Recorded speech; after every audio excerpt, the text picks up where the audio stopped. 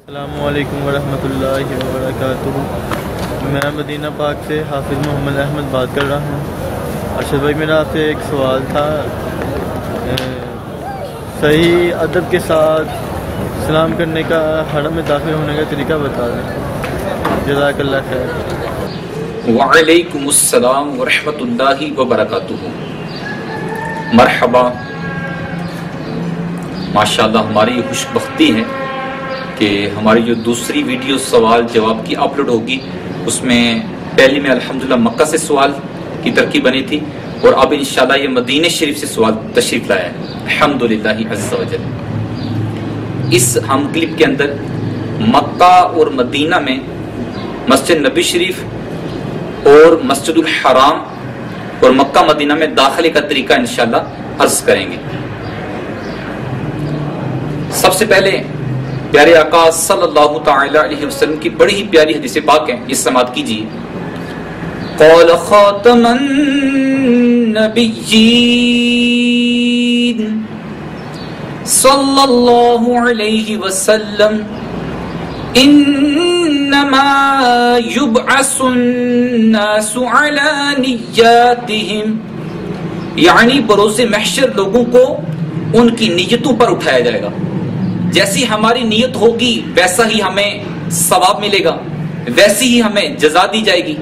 تو ہمیں چاہیے اس مبارک سفر میں اچھی اچھی نیتیں کرتے جائیں، اور بالخصوص اس سفر میں یعنی عمرہ شریف کرنا، حج ادا کرنا، مدینہ شریف میں روزہ رسول پر حاضری دینے کے متعلق تو اللہ سبحانہ تعالیٰ نے قرآن مقدس میں ارشاد فرمایا، وَأَتِمُّوا الْحَجَّ وَالْعُمْرَةَ لِلَّهِ، یعنی حج اور عمرہ اللہ سبحانہ تعالیٰ کے لیے پورا کرو۔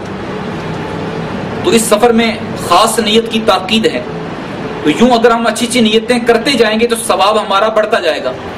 اگر آپ اللہ سبحانہ تعالیٰ کے فرمان عالی شان جو سورہ نساء میں بیان ہوا ہے اس پر عمل کرنے کی نیت کر لیں، جیسا کہ اللہ سبحانہ تعالیٰ نے قرآن مقدس سورہ نساء میں ارشاد فرمایا، وَلَوْ أَنَّهُمْ إِذْ ظَلَمُوا أَنفُسَهُمْ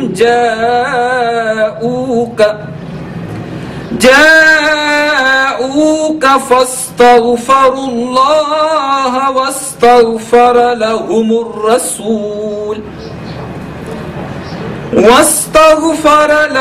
الرسول لوجدوا الله توابا رحيما۔ ترجمہ، اور اگر جب وہ اپنی جانوں پر ظلم کریں تو اے محبوب تمہارے حضور حاضر ہوں اور پھر اللہ سے معافی چاہیں اور رسول ان کی شفاعت فرمائیں تو ضرور اللہ کو بہت توبہ قبول کرنے والا مہربان پائیں۔ اگر یہ نیت بھی شامل کر لی جائے کہ انشاءاللہ میں اس پر عمل کرتے ہوئے مدینہ شریف میں حاضر دوں گا تو انشاءاللہ یہ ثواب بھی ملتا رہے گا انشاءاللہ تعالی۔ اسی طرح ایک حدیث پاک سماعت کیجیے۔ جانب عالم صلی اللہ علیہ وسلم نے ارشاد فرمایا، من زار قبری وجبت له شفاعتی، یعنی جس نے میری قبر کی زیارت کی اس کے لیے میری شفاعت واجب ہو گئی۔ اگر اس نیت کے ساتھ بھی جائیں گے تو انشاءاللہ مزید ثواب بڑھتا چلا جائے گا۔ اس پاکیزہ سفر میں نیت کا بیان، جیسا کہ ہم نے سنا، نیت کا ہونا بے حد ضروری ہے، اچھی نیت کا ہونا۔ اس کے ساتھ ساتھ ذوق و شوق کا ہونا بھی بہت ضروری ہے۔ ایسا ہونا چاہیے کہ جو ہمارا فاصلہ کم ہوتا چلا جائے تو ہمارے ذوق و شوق میں اسی اعتبار سے اضافہ ہوتا جائے۔ اس کا بہترین طریقہ ہے کہ آپ دوران سفر نعتیہ، اشعار، بالخصوص مکہ کے فضائل پر جو کلام ہو وہ سنیں، مدینہ شریف کے فضائل پر جو کلام ہے وہ سنا جائے، اور فضائل مکہ المکرمہ اور فضائل مدینہ المنورہ کی کتابیں ہو سکیں ساتھ رکھیں، انہیں بار بار پڑھا جائے تو انشاءاللہ اس سے ذوق و شوق میں اضافہ ہوگا۔ جیسے ہی آپ کو مکہ شریف کا مبارک شہر نظر آئے یا مدینہ شریف نظر آئے، شہر نظر آئے دور سے، تو اس وقت آپ نے جو دعا پڑھنی ہے وہ سماعت کیجیے۔ اللہم اجعل لی قرارا وارزقنی فیہا فیہا رزقا حلالا. ترجمہ: اے اللہ عز و جل مجھے اس میں قرار اور رزق حلال عطا فرما. سبحان اللہ. تو یہ آپ نے دور سے جب مکہ کی زیارت ہو یا مدینہ شریف کی زیارت ہو تو اس وقت یہ دعا پڑھی جائے گی. جب آپ حدود کے قریب پہنچ جائیں مکہ شریف کے، مدینہ شریف، تو داخلے سے پہلے ایک دعا پڑھنی ہے قرآنی. وہ دعا سن لیجیے. اور رب ادخلنی مدخل صدق واخرجنی مخرج صدق واجعل لی من لدنک سلطانا نصیرا. دعا کا ترجمہ سنیں. اے میرے رب مجھے پسندیدہ طریقے سے داخل فرما اور مجھے پسندیدہ طریقے سے نکال دے اور میرے لیے اپنی طرف سے مددگار قوت بنا دے. تو یوں ہم دعائیں پڑھ کر داخل ہوں گے تو انشاءاللہ تعالیٰ دعا کی برکتیں بھی ہمارے اس سفر میں ہمارے ساتھ رہیں گی. جیسے ہی آپ مکہ شریف یا مدینہ شریف کے حرم میں داخل ہوں تو سب سے پہلے مکان حفاظت سامان کا انتظام کیجئے. اپنی رہائش گاہ پر جا کر ہو سکے تو اگر حاجت ہے تو کھانا کھا لیجئے. الغرض ہر اس کام سے، ہر اس فعل سے فارغ ہو جائیے جو خشوع وضو کے مانع ہو، تاکہ ہم حاضری روزہ رسول پر یا طواف کے لیے جب جائیں تو کم از کم ان چیزوں کے خیالات نہ آئیں. اب مکہ شریف والے جو ہیں بالخصوص وہ تازہ وضو کر کے، کیونکہ انہوں نے احرام باندھا ہوگا تو احرام میں ہی ترکیب بنا کر وہ بیت اللہ شریف کے لیے روانہ ہو جائیں طواف کی نیت سے. اسی طرح جو مدینہ شریف میں رہنے والے ہیں، جو مدینہ شریف کے حرم میں پہلے گئے ہیں، تو ان کے لیے بھی یہ ترکیب ہے کہ وہ ہو سکے تو غسل کر لیجئے، نیا سفید لباس زیب تن کیجئے، ہو سکے تو امامہ شریف پہنیے، خوشبو لگائیے، سرما لگا لیجئے اور ذوق و شوق کے ساتھ نعتیں پڑھتے ہوئے یا نعتیں سنتے ہوئے والہانہ انداز میں روزہ رسول مسجد نبی شریف کی طرف بڑھتے چلے جائیے. جیسے ہی آپ مکہ والے یا مدینہ شریف والے ان مسجدین کریمین کے قریب پہنچیں، مسجد میں پہنچ جائیں تو داخلے سے پہلے کیا کرنا ہے؟